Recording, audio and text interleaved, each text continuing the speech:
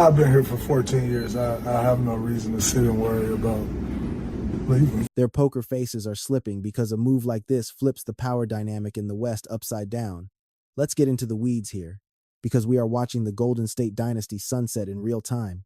You go from being a four-time ring winner, the foundation of a decade-long dynasty, to suddenly watching the franchise you built treat you like a poker chip. That is the cold reality hitting Draymond Green right now. Honestly, if you told anyone a few months back that the Warriors would actually shop their emotional heartbeat, they would have laughed you out of the room. Yet here we are, and the basketball world is reeling. Golden State has officially opened the phone lines on Green, and a legendary 14-year tenure with the only organization he has ever known is now hanging by the thinnest of threads. We are not talking about a small market team cutting a bench warmer. This is the Golden State Warriors. This is Draymond Green, the man who helped hang 4 championship banners. The guy who literally reinvented the power forward position for the modern game. But before we break down how LeBron and AD are reacting to this massive seismic shift, we need to map out exactly how we arrived at this cliff. This narrative has been brewing for a long time, and the climax we are witnessing right now is pure theater. Insiders at ESPN and The Athletic have confirmed Green's name is active in trade talks as we barrel toward that February 5th, 2026 deadline. Now, let's be clear. This isn't about the Warriors wanting to dump Draymond or ungratefulness for his service. Not even close. It boils down to one name, Giannis Antetokounmpo. The Bucks superstar is the golden goose of this trade deadline frenzy. The Warriors are moving heaven and earth to look like a viable destination for the Greek freak, and Draymond is the piece that makes the puzzle fit. If you want a superstar, you have to match the money. You need heavy contracts to make the math work. Green carries a $25 million cap hit with a player option for $27 million next season. That is the specific financial anchor required to swing a blockbuster deal. It is the ticket to entry for conversations most franchises can only dream of having. But here is where the business side clashes with human emotion. Draymond Green isn't just a line item on a spreadsheet. He is the pulse of the Steph Curry era.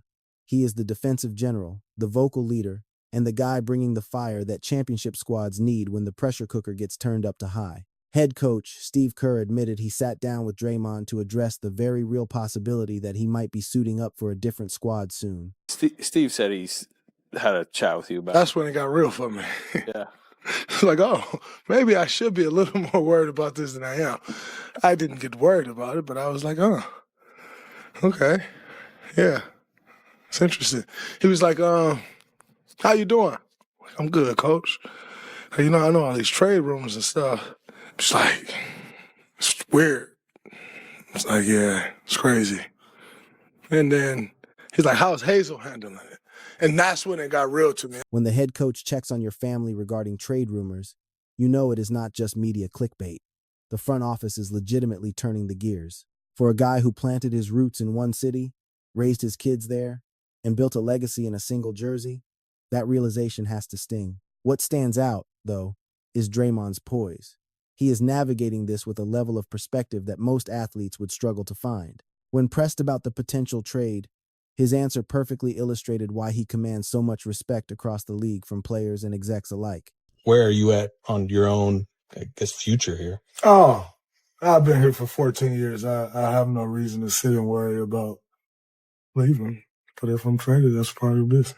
So it is what it is. I ain't losing no sleep, though. He knows that loyalty is a nice buzzword for press conferences, but it takes a back seat the second a championship window cracks open.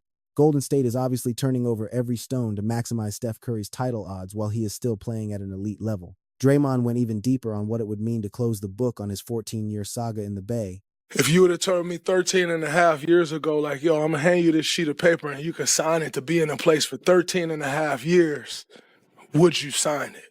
And I would have signed it faster than you can blink. So what do I have to sit and worry about? What do I have to, like, be upset about? Like, I've been here for 13 and a half years. That's longer than probably 98% of NBA players have been in one place. And this guy from Saginaw has been in a place for 13 and a half years.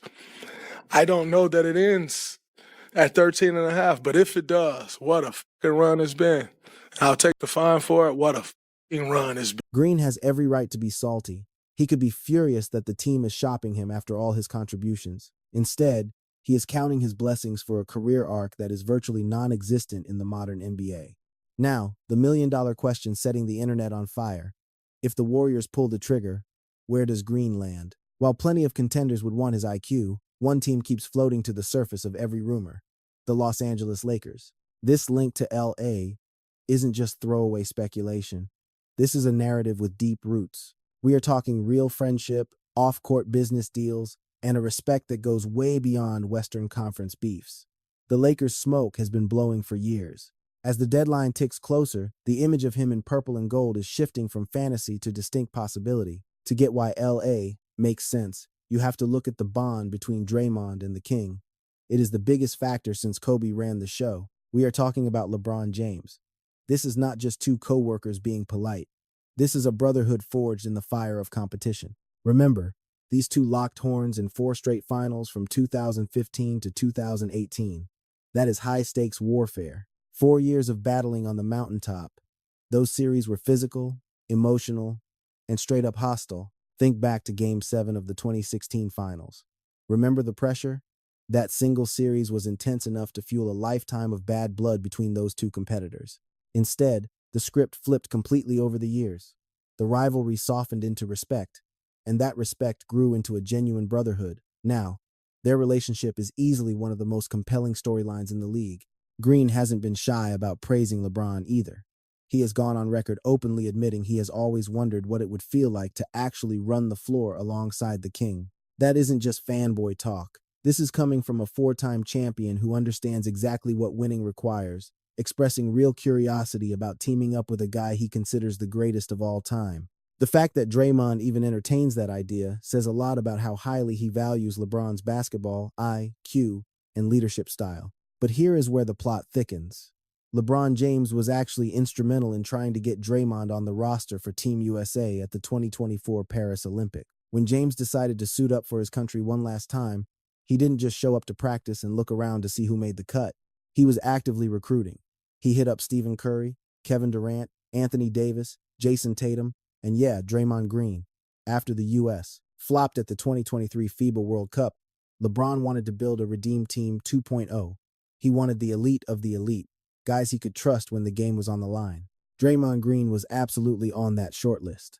Unfortunately, the logistics didn't shake out the way LeBron planned. Green was left out of the 41-player pool for Paris, and the decision was tied directly to his behavior during the 2023-2024 NBA season. The suspensions, specifically the 5-game ban for the headlock on Rudy Gobert and the indefinite suspension for striking Jusuf Nurkic, which ended up being 12 games, made him too much of a liability for USA basketball to justify. Grant Hill, the managing director for the national team, explained that they felt it was best for Draymond to sit this one out and focus on working through his personal hurdles. Draymond was obviously stung by the exclusion, especially since he had spoken with Hill and walked away feeling like his spot on the squad was secure. He didn't hide his frustration, basically saying, "If my game isn't up to par, just tell me that." It is tough for a 2-time gold medalist to be told he isn't welcome at a tournament he used to own. But in the end, he accepted it and cheered for his guys from the sidelines. What makes this whole saga fascinating is that even though they didn't share the floor in Paris, the bond between LeBron and Draymond didn't take a hit. In fact, right after Team USA grabbed the gold, the two were spotted vacationing together in Cannes, France. They were living it up at La Guérite Beach Club, dancing and partying like family members celebrating a massive victory. Seeing LeBron James and Draymond Green cutting loose on a beach in the south of France tells you everything you need to know about the state of their friendship. These aren't just work friends playing nice for the cameras. They are legitimate buddies who actually like hanging out, share the same business interests, and have a deep bond that goes way beyond basketball. Speaking of business, LeBron James, Anthony Davis, and Draymond Green are technically teammates already, at least in the boardroom. All three are early investors in Lobos 1707, the tequila brand that launched in the States back in 2020. So when analysts talk about this trio potentially linking up on the hardwood, they aren't talking about strangers learning to coexist. They are talking about business partners who already know how to work toward a common target. You also can't ignore the fact that all three are represented by Clutch Sports Group, the agency run by Rich Paul. That connection isn't just a minor detail. It is the thread tying everything together. When you all share the same agent, those back-channel conversations happen a lot more freely. Intel travels fast, and the logistics of pulling off a complicated roster move become significantly smoother to navigate. The chemistry between James and Green has been obvious for years, even when they were battling in some of the fiercest final series in history. LeBron has always been a recruiter, and Draymond has consistently been someone he wanted in his foxhole. Even without Green on the roster, the 2024 Olympics just threw gasoline on that fire. Watching Curry and LeBron mind meld in Paris made Draymond vocal about wanting that same experience with the King. Remember, James led Team USA in points, rebounds, and assists during that run. That is insane for a guy who turned 40 in December. He became the first player in Olympic history to lead a gold medal team in rebounding and assists. Seeing that level of dominance at that age only validated Draymond's respect for what LeBron brings to the table every single night. So, when you stack it all up, the brotherhood, the respect, the shared investments, the same agent, and the open desire to team up a Draymond trade to the Lakers stops looking like a wild rumor. It starts feeling inevitable. Now, while the LeBron-Draymond connection gets the headlines, there is another Lakers superstar whose opinion on this matters just as much, especially regarding the on-court fit. We have to talk about Anthony Davis. The dynamic between AD and Draymond is one of the most interesting case studies in the NBA. These two have been going at it for over a decade. They have faced off 47 times, 31 in the regular season and 15 in the playoffs. Green actually holds a 33-14 record over Davis, including a 10-5 edge in the postseason. Those stats paint a clear picture. When they match up, the intensity is through the roof, and historically, Draymond's squads usually get the win. But what makes this matchup special isn't just the wins and losses. It is the specific way they battle each other. Since the 2017-2018 season, Green has guarded Davis on more than 600 half-court possessions, holding him to 1.11 points per shot. For context, AD's career average is 1.34. That is elite stoppage against an offensive juggernaut.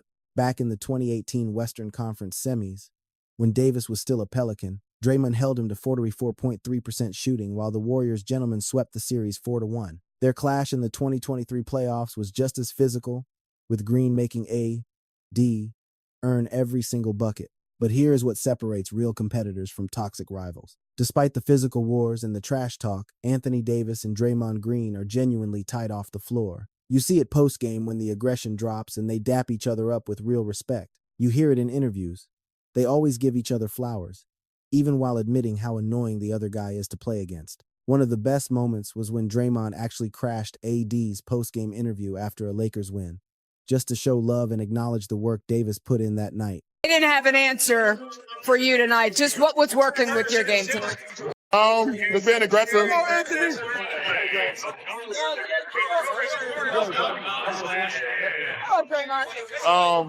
Honestly, without that guy right there, That does make it easier. who's the defensive specialist roaming around, causing havoc, we knew that kind of, hurt him a little bit defensively, but we're just moving the basketball, sharing the basketball, getting the ball in, everyone's sweet spots and just making shots. He wasn't obligated to go out of his way like that. He could have stuck to the script and talked about his own squad, but instead, he made a point to spotlight exactly what Draymond contributes to the game. That is the type of game-recognized game respect that would be lethal if those two ever shared a locker room. And it's not new. Green has been singing Anthony Davis's praises for years, hinting at the damage they could do together. AD is tough, man. AD, one of those guys. It's funny because when AD first came into the league, AD averaged 20 points with no sets ran for him. And so he's one of those guys that he can just get it within the flow. You don't even have to feature him. He's still going to be getting it. Obviously, they feature him quite a ton. And, AD is, he can put the ball on the floor. His post game is, got great touch around the rim. His midi, shooting the three better this year. So AD's a tough cover, man. He's a tough cover. He is dissecting the specific mechanics that make Davis nearly impossible to stop. And when a defensive savant like Draymond Green says you are a problem, that validation carries serious weight. But Green didn't leave it at general compliments. He drilled down into the tactical mismatch Davis creates for every single guard and forward in the association. Most guys, you're either too slow and he's put you in space, or you're too small and he puts you down on the block. Obviously, we know what he's capable of defensively as well. I wish I would be out there for that game. You always love playing against the greats, because man, like, just when you get to have the opportunity to play against the AD or play against LeBron, Like those caliber guys, they bring the best out of you because you know if you Raise the don't, level. you're gonna go out there and Yep. you're gonna get embarrassed. That hunger is the hallmark of Green's tenure in the league.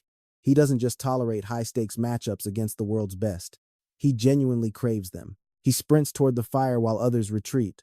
By grouping Davis and James as the ultimate measuring sticks, he is subtly hinting at how seamless a partnership with them might be. Now, picture the havoc those two could wreak if they were actually wearing the same colors. Rather than strategizing to stifle Davis's scoring, Green would be unlocking it.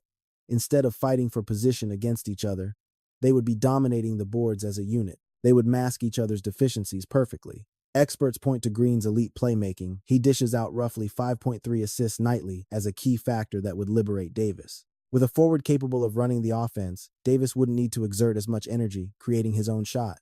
Green would deliver the ball exactly where AD likes it, making the game infinitely easier. On the other end of the floor, pairing Green's perimeter versatility with Davis's elite rim protection would assemble a defensive wall the likes of which we haven't witnessed in a decade. Historically, Davis puts up solid numbers against Green, averaging 22.9 points, 11.4 rebounds, and 2.4 assists across 31 regular season contests. However, recent box scores show a decline, proving that Green's cerebral approach eventually wears Davis down over time. Flip that dynamic, and suddenly that stifling pressure is focused on the opposition. The synergy is practically guaranteed. Both men have hoisted the Larry O'Brien trophy. They know the cost of victory. More importantly, they have proven they can check their egos at the door for the squad. Finding that blend of IQ, grit, and altruism is like finding a needle in a haystack. Then you have the king as the linchpin. Anthony Davis and LeBron James have spent 6 seasons perfecting their two-man game. Even Stephen Curry admitted during the summer games that the LeBron-Davis tandem is a nightmare to solve. Inserting Green into that mix doesn't break the rhythm, it turbocharges it. Green could operate from the elbows, orchestrating the offense and feeding both superstars in their favorite zones to create mismatches. As it stands, no deal has been struck, and Green is still a warrior with the February 5th trade deadline looming. Yet the groundwork is undeniable. The personal bonds are strong, the tactical fit is obvious, and the trio appears genuinely intrigued by the prospect of making this union a reality. I'm blessed. I'm lucky. I'm grateful. Like I said, it's my family has not had to move anywhere since I started my family. That's incredible. I don't take that for granted. It's guys that've been on the move every year, moving their family 2-3 times in a year. So I have so much gratitude for where I am in my career, the run that I've been on here. And like I said, I don't know that it ends or whatnot. Whether he dons the Lakers' purple and gold or rides off into the sunset with Golden State, the entire sports landscape is glued to the situation. Because assembling a juggernaut with James, Davis, and Green is bigger than regular season standings or playoff brackets. It is about history. It is about brotherhood. And it is about chasing one last ring to cement their status as immortals of the hardwood. Thanks for tuning in. If you dug this breakdown, hit one of the clips on your screen to keep the content rolling.